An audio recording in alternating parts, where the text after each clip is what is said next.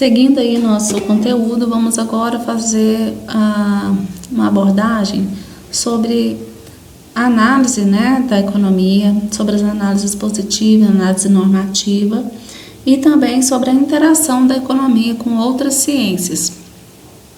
Então, sobre as declarações positivas ou análise positiva. A economia, ela tem duas finalidades interessantes para a sociedade. A partir do momento que se estuda, analisa, faz levantamentos e compreende alguns processos econômicos ou algumas situações econômicas, a economia ela tem duas funções. Uma das funções seria a função positiva e a segunda função, a função normativa. O que seria positiva? Os economistas tentam descrever o mundo como ele é. As declarações positivas, elas são descritivas, ela descreve a realidade. Por exemplo, uma seguinte afirmação: uma redução na taxa de crescimento da quantidade de moeda reduziria a taxa de inflação. Então, assim, a gente está afirmando, é como se tivéssemos feito um estudo, uma análise econômica, uma pesquisa, e tivéssemos identificado que quando se reduz a quantidade de moeda na economia, a taxa de inflação também cai. Eu estou simplesmente afirmando que é assim. Isso é uma declaração positiva. Outra declaração positiva que a gente poderia dar de exemplo é a seguinte: se aumenta o número de consumidores na economia, automaticamente irá aumentar a produção ou a quantidade de produtos disponíveis nessa economia no longo prazo. Por quê? Porque quando aumenta o número de consumidores, as empresas tendem a produzir mais para poder vender para esses consumidores. Isso é automático, acontece assim. Então, é uma declaração positiva, que a gente está descrevendo o mundo como ele é. Não estamos indicando nada, só estamos dizendo isso acontece assim e pronto. É uma declaração positiva, descritiva. As declarações normativas já têm um outro objetivo. As declarações normativas, elas são mais prescritivas. Os economistas fazem prescrições. Os economistas prescrevem como o mundo deveria ser. Por exemplo, o Banco Central deveria reduzir a quantidade de moeda emitida.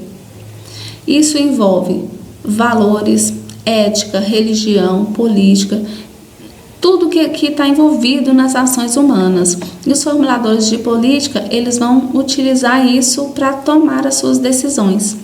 Então, se eu disser, por exemplo, uma redução da quantidade de moeda reduz a inflação. Estou afirmando, pronto. Isso é uma prescrição, uma declaração, quer dizer, uma declaração positiva. Porém, se eu digo, para reduzir a inflação, é necessário que o Banco Central reduza a quantidade de moedas emitidas. O que aconteceu aí? Eu disse que para acontecer uma coisa, tem que ser feita outra. Certo? Então, eu estou dizendo como poderia ser as coisas. Se essa decisão vai ser tomada ou não, aí vai depender de quem está no controle e quem tem o poder para tomar essa decisão, certo?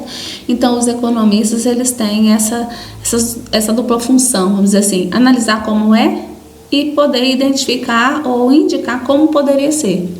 Então, a análise positiva indica como o mundo é e a análise normativa estabelece uma norma de como o mundo poderia ser. Bom, então, qual é a autonomia e a inter-relação da economia com as demais ciências? Com o passar do tempo, a economia ela vem tomando então uma concepção humanística, A economia repousa sobre os atos humanos, objetivando satisfazer as necessidades humanas e, portanto, ela é uma ciência social. A dificuldade de separar os fatores econômicos dos não econômicos ela é muito intrínseca a inter-relação da economia com isso. Por quê? Existe essa dificuldade em separar o que é essencialmente econômico do que é extraeconômico. A autonomia de cada um dos ramos das ciências sociais não deve ser confundida com um total isolamento, mas sim observada sob diferentes óticas e investigada em termos não unilaterais. As manifestações das modernas sociedades encontram-se interligadas. Então, a economia ela vai estar interligada com outras ciências. Por quê? Porque ela é inerente à sociedade, a tudo que acontece na sociedade. E a sociedade, ela não vamos dizer assim, separada por blocos. Isso é econômico? Isso é psicológico? Isso é político? Não existe essa separação na vida real. A gente tenta fazer essa separação na forma de estudo. A gente isola algumas variáveis para tomar alguns direcionamentos aí de pesquisa, de análise e tal. Mas na vida prática existe a inter-relação e uma vertente, ou uma área da sociedade acaba tendo influência ou consequências em outras áreas. E a economia ela está no meio disso. Então vamos lá. Então a realidade, o aspecto material do objeto da economia, que é o ser humano e as suas inter-relações, nós temos aqui o aspecto econômico, o aspecto social, o aspecto demográfico, o aspecto geográfico, o aspecto histórico, o aspecto político. São algumas das interações aí da economia e que está diretamente relacionado à sociedade. Por exemplo, a autonomia e inter-relação entre economia e política. O que é política? Política é a arte de governar, o exercício do poder. É natural que este poder tente exercer o domínio sobre a coisa econômica. E a gente vê muito, a política tentando intervir e realmente intervindo nas questões econômicas. O uso da política do Estado para a concessão de vantagens econômicas pelos grandes grupos, por exemplo. Por exemplo, agricultores, na época da política do café com leite, eles tinham crédito subsidiado, tarifas protecionistas para grandes indústrias. Então, tem uma série de fatores aí que diretamente estão ligados entre economia e política. Agora mesmo que a gente está passando por esse período aí de pandemia, as maiores discussões estão relacionadas entre a questão de política e economia. São decisões políticas que estão tendo ou não, que estão influenciando algumas realidades econômicas. Então, quando se estabelece algum decreto, que é político, a arte de governar, de que as pessoas não podem abrir os seus comércios, as indústrias, é a política interferindo diretamente na economia, certo? Um exemplo, só para a gente entender o processo. Então, a economia e a política estão interligadas e não há como dissociar essas duas análises da sociedade. Economia e história. Então, os próprios sistemas econômicos estão condicionados à evolução histórica da civilização. As ideias que constroem as teorias são formuladas num contexto histórico, onde se desenvolvem as atividades e as instituições econômicas. Então, nós estamos vivendo num período do tempo, e esse período do tempo está relacionado com a nossa história. E a economia ela está acontecendo ao longo desse período, ou seja, ao longo da história, nesse contexto histórico que a gente está vivendo. Então, não há como dissociar completamente a análise econômica da análise histórica da sociedade. Economia e geografia. Os acidentes geográficos interferem no desempenho das atividades econômicas, por exemplo. Inúmeras vezes, as divisões regionais são utilizadas para se estudar as questões ligadas aos diferenciais de distribuição de renda, de recursos produtivos, de localização de empresas, dos efeitos da poluição, das aglomerações urbanas, etc. Então, se a gente pega, por exemplo, imagine aí o mapa do Brasil. Então, nós temos lá embaixo as regiões sul, sudeste, vamos subindo aí no mapa, a gente chega aí nas regiões centro-oeste, vai para cima um pouquinho. Nós temos a região norte e à direita a região nordeste, certo? Tá assim, distribuída aí o mapa brasileiro com as nossas regiões. Isso é o geográfico. Só que se eu olho para essa realidade desse mapa geográfico do Brasil e imagino como é distribuída a riqueza, a produção nesse território, a gente consegue identificar geograficamente aonde está a maior parte da nossa atividade econômica. Então, se a gente pega esse raciocínio, a gente vai verificar que a atividade econômica brasileira está concentrada nas regiões, principalmente na região sudeste, né, que está envolvido os estados de São Paulo, Rio de Janeiro, Minas Gerais e Espírito Santo.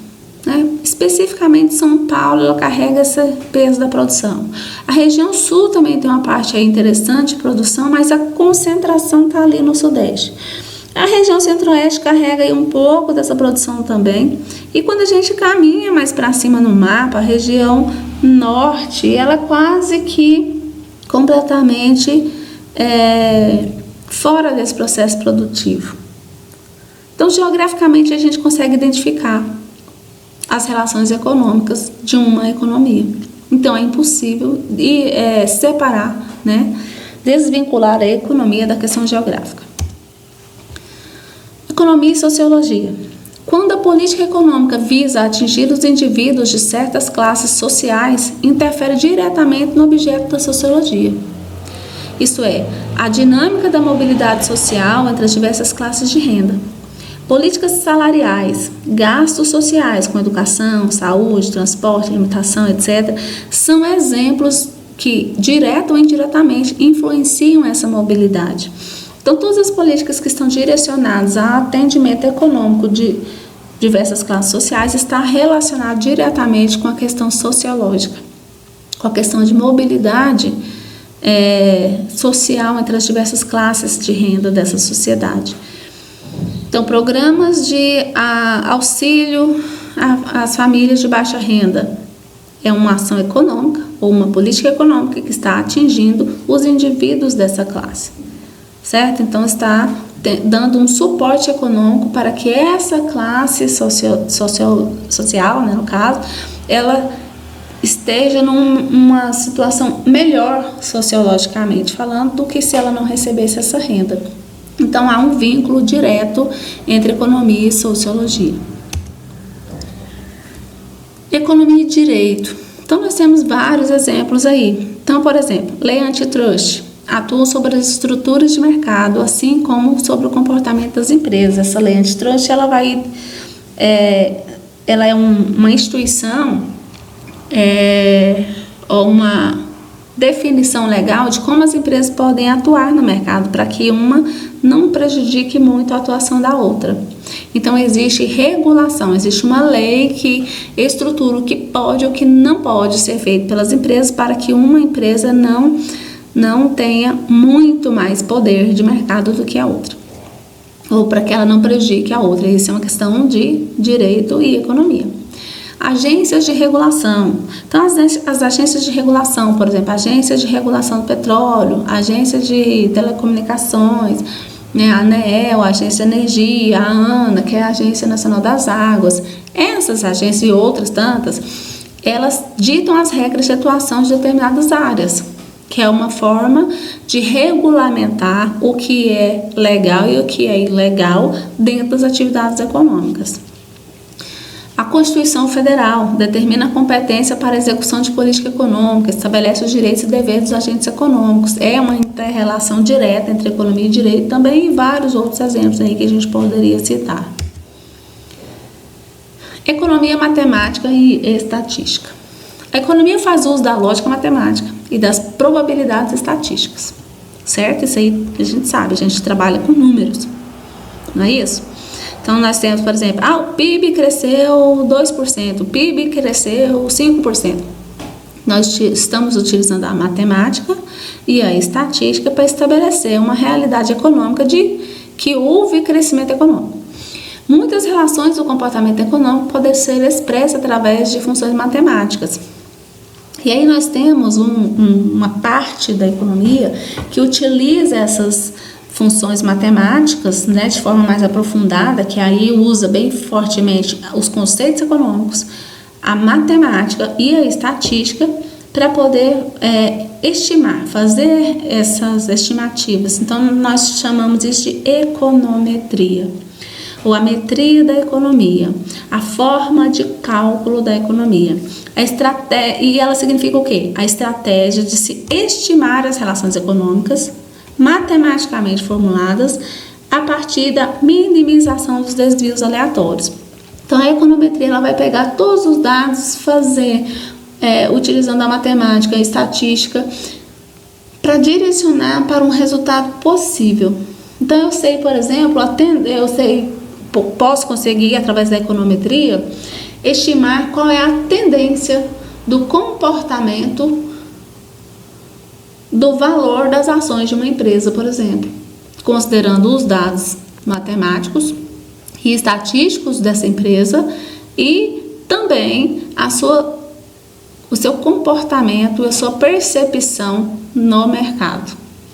Então, a econometria ela tem essa função, a gente conseguir estimar de uma forma mais certeira possível, não quer dizer que vai ser 100% certo, mas a gente vai utilizar dos instrumentais matemático e estatístico e também econômico, né, de teorias, de conceitos, de observações econômicas, para poder fazer essas estimações por meio da econometria.